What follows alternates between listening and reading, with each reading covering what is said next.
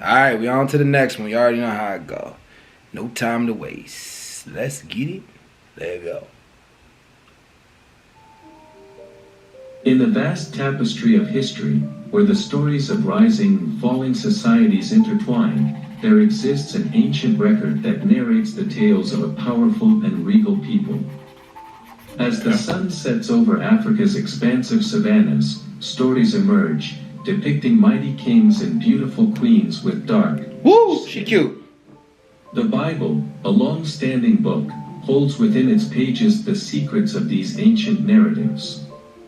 Join us on an immersive cinematic journey through time as we unearth the stories that may have been forgotten by the rest of the world but will forever be etched in the sands of Africa.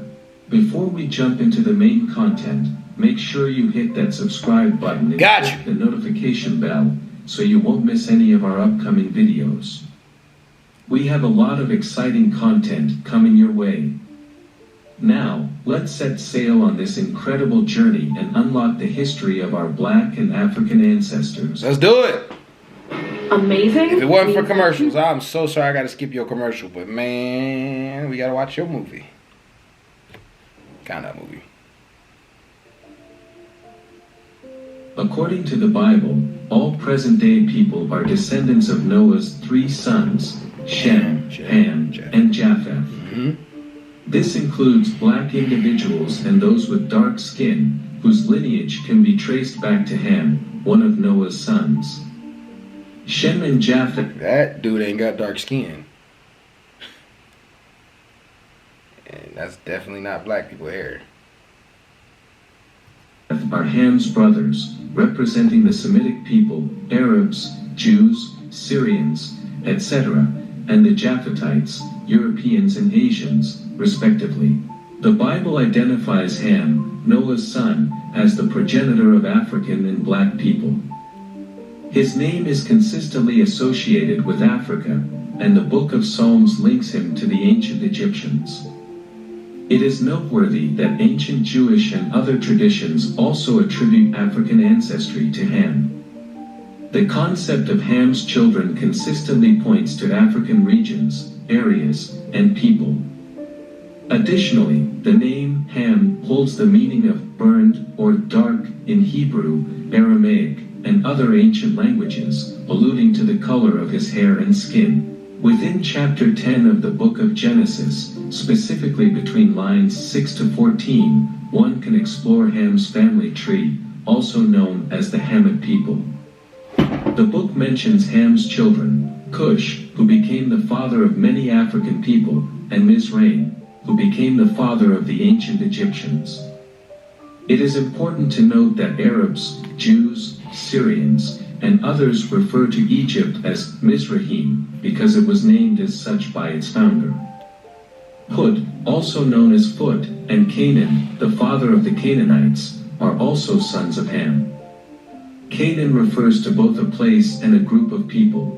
Further, Cush, Ham's first son, gave rise to various countries and peoples, including the Ethiopians.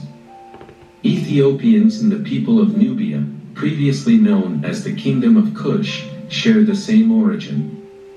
These are significant countries and groups of people, and their ancestry can be traced back to Cush. It is worth mentioning that the people of Samaria, who are believed to have descended from Nimrod, Cush's disobedient son, are thought to have originated from Old Babylon. Additionally, individuals from South India, as well as populations from various parts of Africa such as Malians, Eritreans, Kenyans, Congolese, and Vantas from Gabon, are considered to have Kushite heritage. In biblical context, the term Cush is often associated with Ethiopia, Sudan, and Africa, signifying Ethiopia or black in its original language. Canaan and Mizrahi were also Ham's children. Mizrahi is believed to be the ancestor of the ancient Egyptians and many people in North Africa, including the dark-skinned Tuaregs and Berbers. So how did they start off white and then end up black? That don't seem right. Semitic people, such as Arameans, Arabs, and Israelites, refer to Egypt as Mizraim. In Psalm 78, My question is because when people migrated out of Africa, the pigmentation was created because of the sun. The melanin is formed because of the sun. They migrated into colder regions and became, white people. Is what the story I've heard, right? From archaeologists, right? White people, Asiatic people, all different other kinds of other people. But then that being said, how could you start off like that if the original origin of all these people were in Africa? Interesting. I don't know.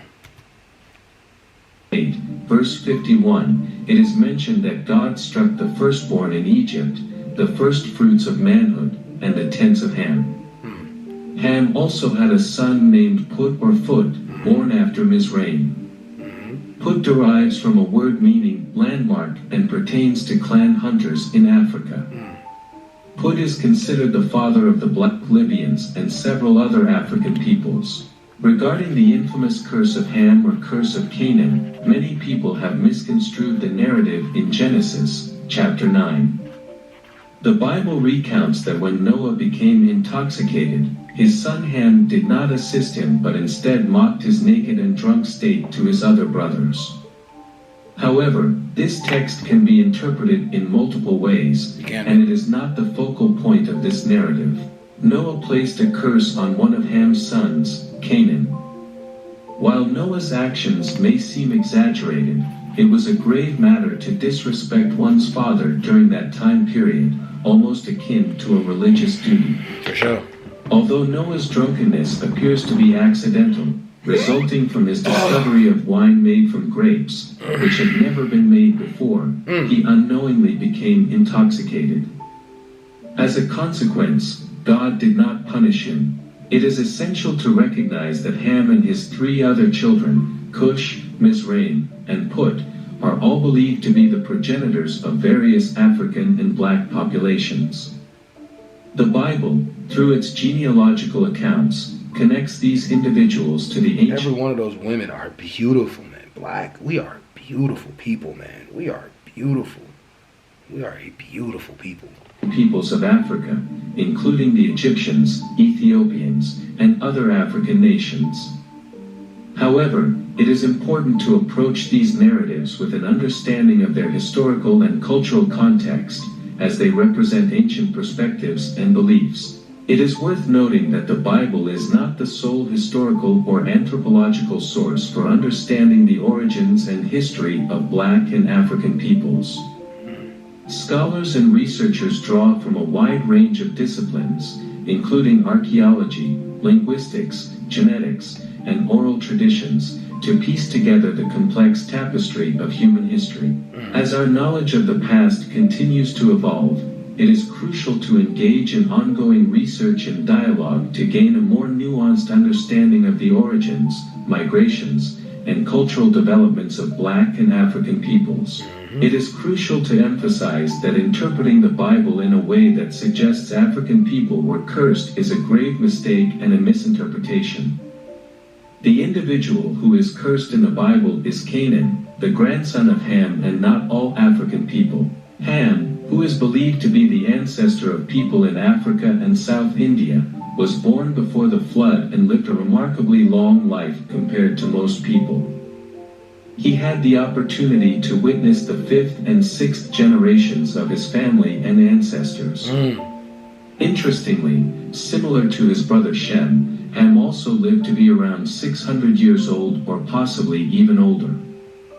While the exact age of Ham is not specified in the Bible, it is likely that he lived at least 600 years.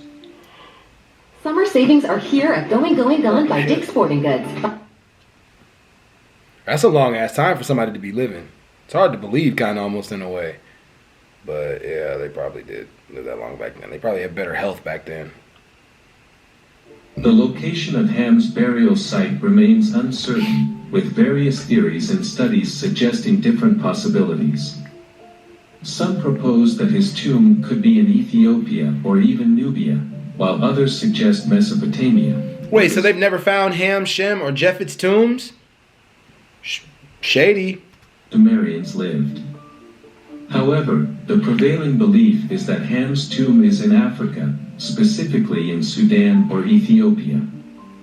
Some even speculate that he might be buried in Egypt, a land known for its ancient secrets and the ongoing discoveries of millennia-old burials. The Book of Jubilees provides additional details about Ham's later years and the events involving Noah's It's interesting that you need apocryphal scriptures in order to answer some of these questions. family and the lineages of Ham, Shem, and Japheth. This ancient Jewish manuscript, which was considered authoritative before and during the time of Christ, describes Ham's displeasure when his youngest son Canaan chose to settle in the land of Shem, which is now known as Israel.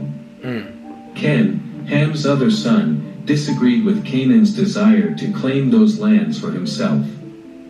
According to the Book of Jubilees, Ham, Cush, Mizrahi, and others did not support Canaan's decision to reside in Shem's territory, Right. as they believed that the lands in Africa were meant for Ham's descendants. Shit. Despite their objections, Canaan chose to remain in the land against his father and brother's wishes. In the Book of Jubilees, it is mentioned that Ham was the first person to establish a city and region after the flood. Facts. He named the place Mel Tamlach in honor of his beloved wife. It is important to approach these ancient texts with careful consideration of their cultural and historical context. Sure. The Bible provides a complex and multifaceted narrative, and it is crucial to avoid misinterpretations that perpetuate erroneous beliefs or unjustly associate curses with entire groups of people. Thank you for watching. We hope. But it's easy to actually misinterpret it when we don't have an original autographed copy of the Bible, one. And two, there are many ways to interpret one text. So, like, there's a whole bunch of controversy about that. I wanted him to keep going so we can hear exactly what he was saying because it led to one point to the next.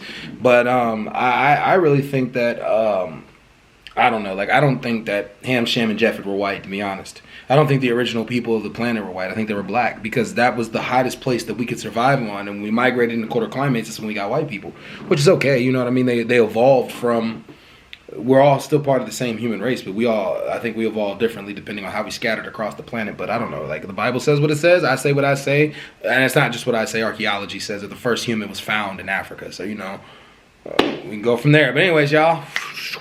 Peace.